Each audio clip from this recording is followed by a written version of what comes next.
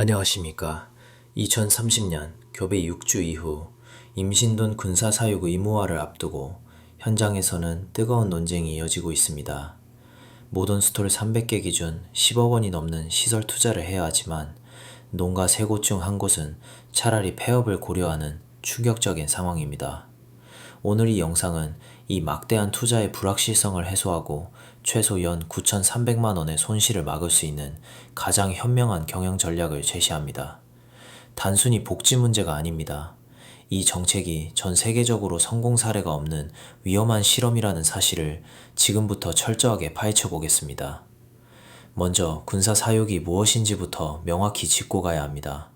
군사 사육이란 돼지를 사육할 때 여러 개체를 하나의 돈방에 넣고 무리지어 관리하는 사육을 말합니다. 이는 임신돈을 좁고 개별적인 사육틀인 스톨에 가두지 않고 자유로운 움직임을 보장하여 동물 복지를 증진하는 것을 목표로 합니다.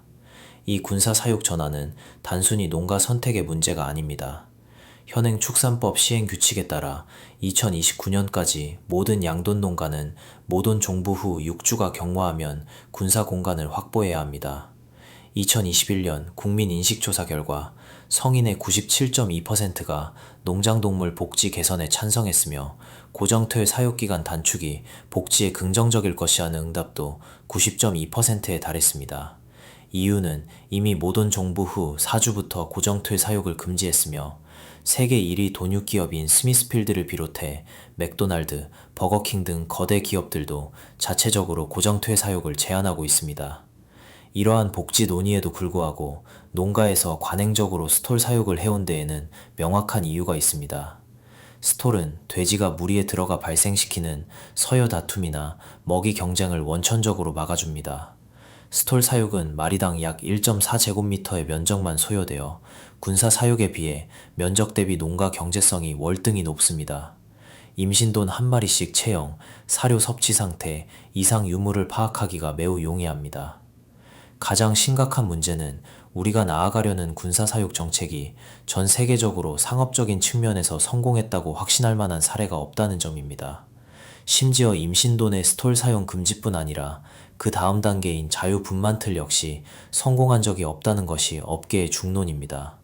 미검증된 정책이 한국 농가에 미치는 경제적 충격은 현실화되고 있습니다. 덴마크는 복지 도입 후 농가 생산성이 30% 감소하는 대가를 치렀습니다. 한돈미래연구소는 모돈 백두 규모 농장의 두수 감축으로 인해 연간 약 9,300만 원의 매출이 줄 것으로 추산했습니다.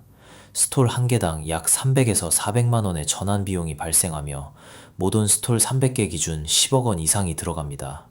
게다가 전자동 급이 시스템은 대당 1,200만 원에서 1,800만 원에 달하는 고가이며 비용 대비 효과는 반스톨이 가장 우수하다는 연구 결과도 있습니다. 더욱이 정책을 강행하는 유럽과의 결정적인 차이점은 지원 여부입니다. 덴마크와 스웨덴은 복지 농가의 모돈 마리당 120유로, 약 17만 원의 보조금과 건축 규제 완화를 제공했습니다. 우리나라는 이러한 구체적인 정부 지원 대책은 전무한 상황입니다. 농가들은 유럽이 제공했던 재정적 당근응 없이 규제라는 채찍만 휘두르는 정책이라며 이를 받아들이기 어렵다고 지적합니다. 또한 복지라는 명분 자체에도 허점이 있습니다. 돼지는 들판이 아니라 숲을 좋아하며 단순한 놀잇감 제공은 차단 방역 관점에서 큰 문제를 일으킬 수 있습니다. 단비를 금지한 핀란드의 사례처럼 오히려 꼬리 물림이 급증하는 등 복지라는 이름 아래 농가의 현실적으로 수용 불가능한 기준이 강요되고 있습니다.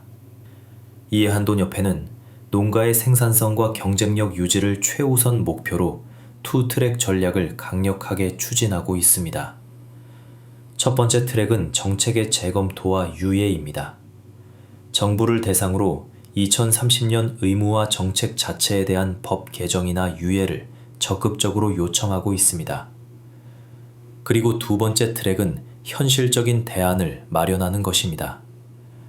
정책이 강행될 경우에 대비해서라도 농가들의 경제적 부담을 최소화할 수 있는 구체적인 정부 지원책 마련을 위해 정부와의 협의를 멈추지 않고 지속할 계획입니다. 임신돈 군사 사육은 전 세계적으로 성공 모델이 없고 덴마크조차 잠정 중달한 위험한 길일 수 있습니다. 한국은 규제로서의 복지를 강요하는 방식에서 벗어나야 합니다.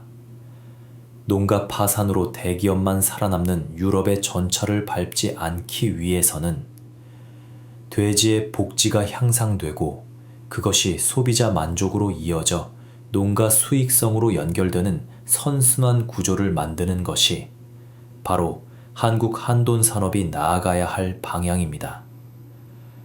철저한 연구와 정부의 실질적인 지원만이 이 어려운 딜레마를 해결할 수 있는 열쇠입니다.